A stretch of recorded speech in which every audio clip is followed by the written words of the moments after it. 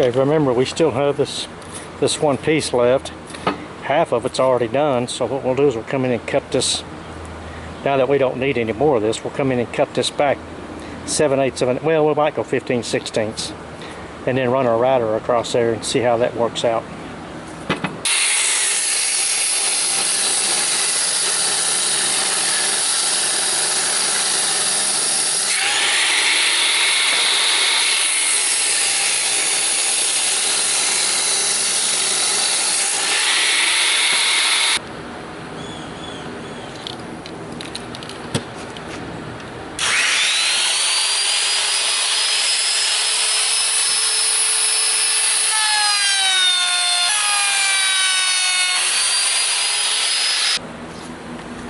Okay, so we got a little bit more to go. I'm gonna say maybe,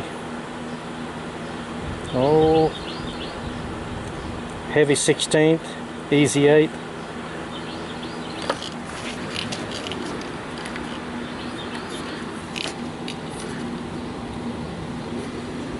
Well, I don't know if you want to call that good or not. I may take it down another 32nd, because you know paint's going to take up a little bit of room, so we'll take it down another 32nd.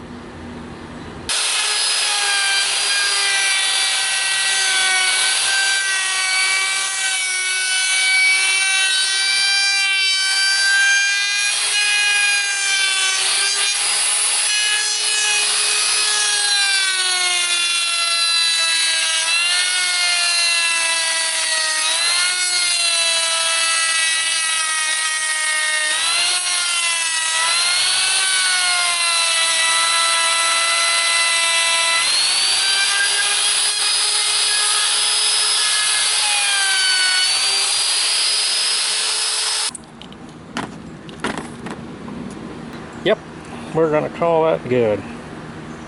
Just needs a little bit of sanding here and there, but we're ready to go. Now all we gotta do now is just cut in for our glazing rails, because we want the same diameter on the bottom as we have on the top.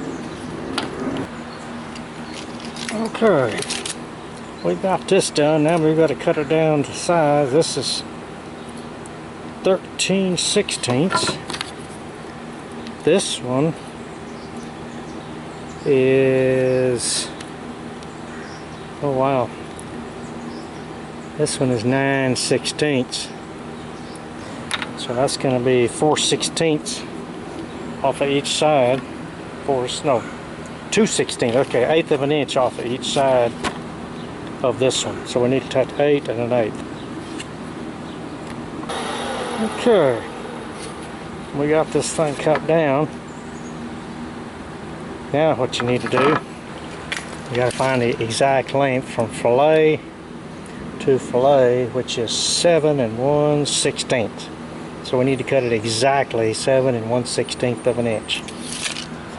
Okay, one thing I forgot to mention is you need to cut all this stuff down to the right depth. And I didn't do that, but in any case, you'll probably take a little bit more time, because I'm sure you're going to be working on your own window. Now what we got to do is we got to come in, and at this point and the other point, we need to do a 45-degree, just snip off the end just a little bit, because we have to miter the inside of this. You know, a lot of people don't like these little hand work miter saws because of all the electric stuff, but for this little small stuff, I love it. You don't have to drag out miter saws and cords and everything else just to make a couple little cuts. But what I'm going to do is from here, well, I'm going to go ahead and just cut it, that way I can show you.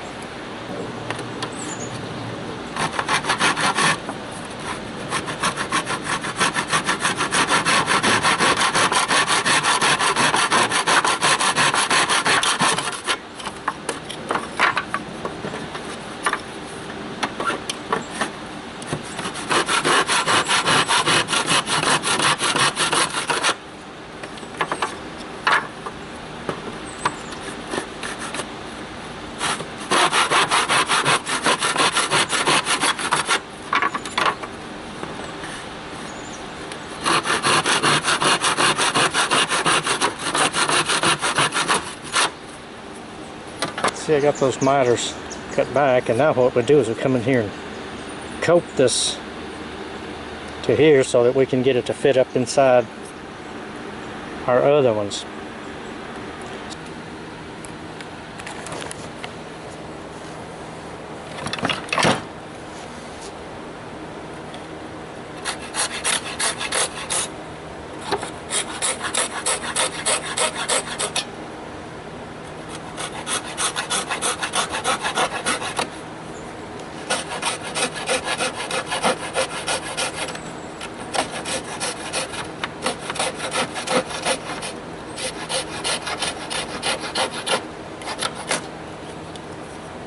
You can see these coat cuts. Now let's see if it'll fit inside our window frame.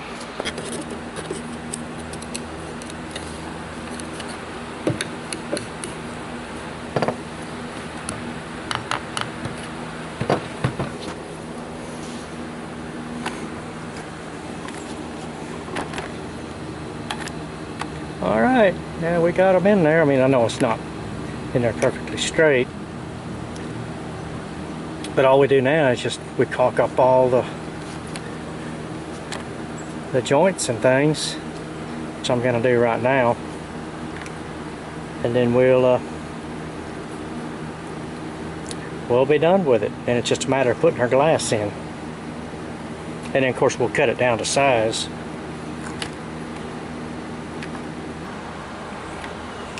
Alright, let's check our window. Now you see we've got that little corner there done. Got everything fit, got it caulked up real nice. Got our joint filled. Got our mulligan fitting there. Got our mulligan fitting there. Got our joint filled there. Got our joint filled there. Turn it around to the back. Oh boy, everything's always in the way.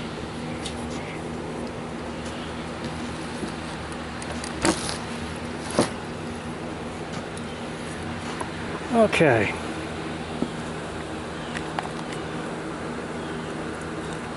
That cut there is from, that's just loose glazing there. Okay, got our glazing rail. Got our button fitting, mulligan fitting. Got our joint, glazing rail. Remember where we tore up all that lumber trying to get that nail out of there? Well, you can use Bondo. In this case, I just threw some caulking in there.